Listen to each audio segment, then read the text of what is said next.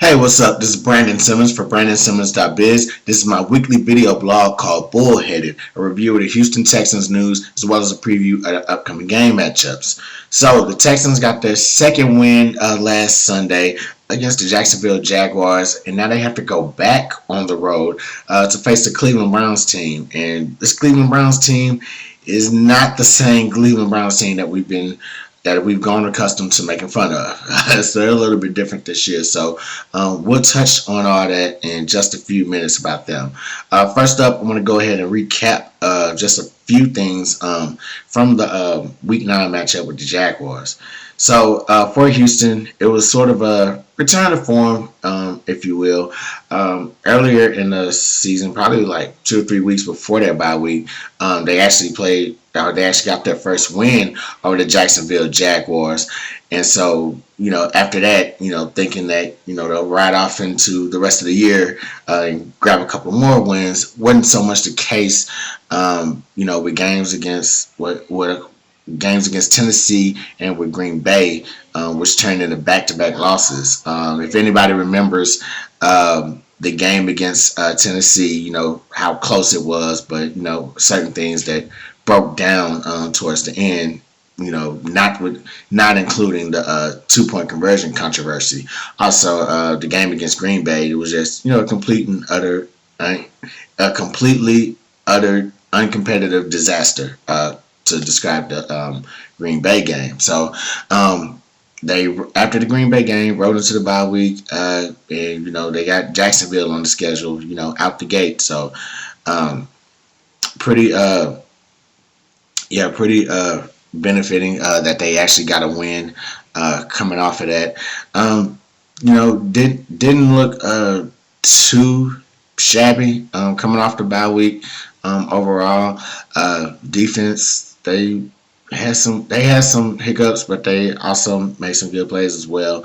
Offense, same thing. One or two big thing, two standout observations was Will Fuller and Brandon Cooks, both making big plays. If I'm not mistaken, I believe Fuller had 100 yards, 5 catches for 100 yards in this game. Yes, 5 catches for 100 yards. Brandon Cooks had 3 catches for 83 yards. So the Cooks, that Cooks to Watson connection is still building and becoming a positive impact as the season goes forward. Same thing with Fuller. I'm really happy that as I pointed out when talking about the trade thing, he's been healthy pretty much this whole season, and when he's been healthy, he's been good. And the only thing that probably held up the trade was his injury history over the past few seasons. But so far he's quietly been having a really great season. Too bad it really hasn't. Too bad nothing has really formulated into a couple of more wins or anything like that. So but yeah, both of these guys, big ups to them for what they did in that game, and overall big ups to the team as well. Texans won in spite of having a couple of losses due to COVID. Whitney Merciless, Jacob Martin tested positive. Then Dylan Cole and Whitney Merciless was out. I think Sharping was actually also either tested positive or he was part of the contact tracing that was being done, but he also missed last week's game. So he should be returning as well, back to full health. Martin and Cole and Merciless, they should be returning as well, hopefully healthy and 100%. And hopefully their friends and family are doing okay as well, because that's very important when dealing with something like that. So so big up to the team for pressing on and getting that win straight off a little rest or whatever.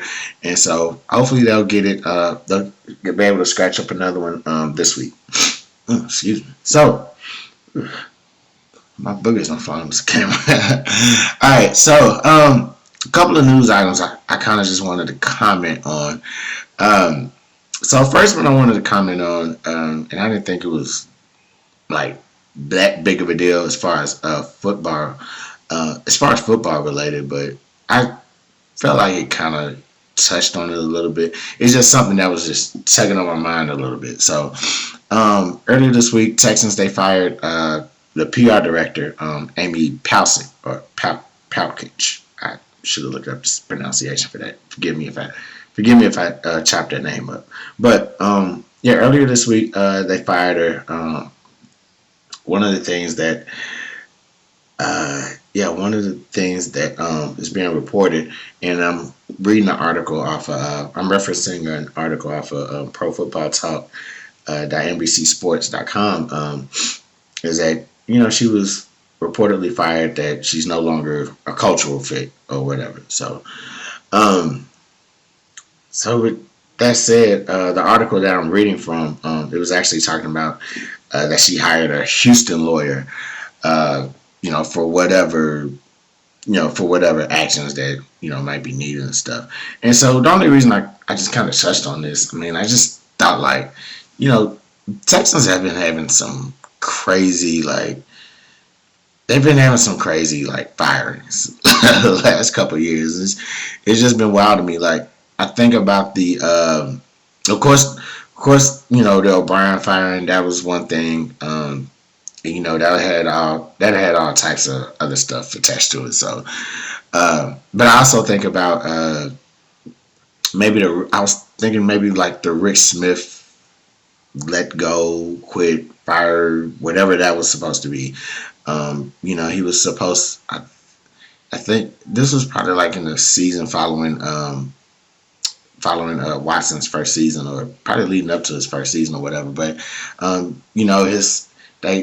they kind of let him go, but they made it seem like he was stepping down, because he had to go take care of his family and everything during a personal matter, and so they kind of made it seem like he was stepping down and he might return later, and somebody was just gonna replace him and all this stuff. But obviously that never really happened. With the last quote unquote GM that we had, Brian Gaines.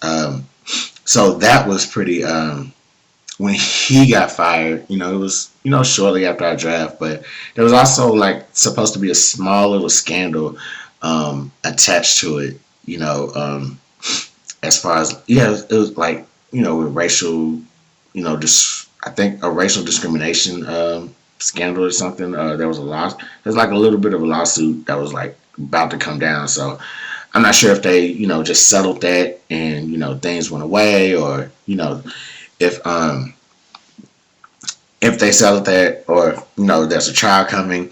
Because I just brought it up in regards to this because it was like another little can we just like fire people and they just go about their business. So yeah, that was something that just kind of really stuck out to me. And maybe one of the reasons it stuck out to me, I saw JJ Watt retweeted, and I don't have all the tweets up of what she was. I saw JJ retweeted. And I was like, damn, JJ must be mad, man. Mad this year. So yeah, he had he kind of hinted that she was very instrumental. Reading the tweet right now from JJ. First and only woman to be head of PR for an NFL team and winner of the Roselle Award. She won a Roselle Award for best PR staff in the NFL. Also said that she helped them. She helped them in the hurricane relief efforts, and we know how big that was. And just that, I think DeAndre Hopkins had like kind of retweeted the same sentiments as well, and just kind of calling for her to like just really just for somebody to pick her up. Let me see if I can pull up D-Hop's tweets. Yeah, just a small little cosign of co-sign on Watt's tweet, just saying, one of the best at her job and all that stuff. So, it was just, I don't know, those two tweets kind of just struck me as like, oh, they fired her. When you're talking about like all her accolades and stuff like that. So, of course, it's probably not no front page news on what she did. It's very, don't get me wrong, it's very historic, but, a lot of those, behind the scenes, like a lot of those, personnel, executive moves and everything, they just don't really pop out, like that unless it's certain, front office positions like GM, vice, president of football operations, yada, yada, yada. So PR and like marketing and all that probably don't really pop out. So, good luck to Amy on her future endeavors. Thank you for all you did. Apparently they love you. So yeah, moving on from that, Josh McCown, he was signed recently with the team, and he had a comment that was like, I guess he was at practice one day, and one of the comments that I saw from an article he had made was that this is a team that practices like, the season isn't lost. He tried to imply that, they were practicing like the season wasn't lost. And to me, it kind of stood out to me as well, because I don't know if he was like, trying to get the PR job and just let the fans know that, hey, we still in it. We still got to do what we got to do. Because, at 2-6, it's Texans at the bottom of the map. They're near the bottom of the barrel right now. And so it's kind of hard for them. It's kind of hard to believe that, they're out there, just out there, like just really fighting for this season when they're down there. But, they just restarted the second half of their season. So it remains to be seen what they can actually turn into. And truth be told, Texans got quite a few winnable games on the schedule right now. The Browns, the Browns are a good team right now, but it could probably go either way on Sunday. The Patriots, if you looking at the schedule earlier in the probably before training camp in the off season, maybe you would think like, man, Patriots is a tough game. But the way the Patriots are playing right now, it's like, it's kind of it could be a winnable game right there. Who else? I'm thinking about the Lions right now. They got that game coming up, and Detroit.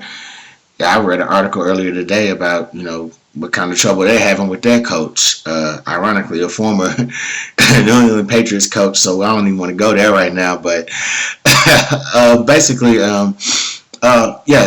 his comment just kind of stuck out to me for the simple fact that Texans are they're fighting hard as they can to really just save the season. One, they might be trying to make the playoffs and just see how far they can go. Two, maybe they're trying to lower the value of those first two picks that they gave off to Miami, and so they're trying to justify like we gave these picks away to bring in Tunsil and to bring in Steele, but now that things are kind of going weary, like maybe we should kind of justify that, hey, we probably weren't going to be that high up on the draft list when it comes for that time. So a very interesting comment by Josh McCown. Last thing, there might be a possible cancellation of the game this Sunday. So I've checked. I haven't really seen anything. I think there was a Browns player that apparently tested positive for COVID or was placed on the COVID reserve list. And so, the Browns had to shut down their facility, obviously. So looking forward to see how that actually plays out. And, we'll see what happens from there. So, assuming that there is still a game on this Sunday, I'm going to just go ahead and get into what the Texans got to do to get a win over the Browns. And like I said earlier, this is a way different Cleveland Browns team that Been, yeah, this is a way different Cleveland Browns team than we've seen in the past.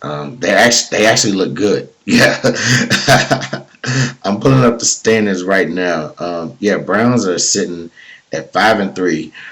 They're 2 spots out of the There's 2 spots out of the 7th spot for the playoffs. So they're tied with the Raiders. They're tied with the Raiders and the Dolphins right now, and I guess the Dolphins on the tiebreaker or whatever. So yeah, the Browns are going to be fighting this Sunday like heck, because they're definitely in a win now mode. They've probably been waiting on this moment for like ever.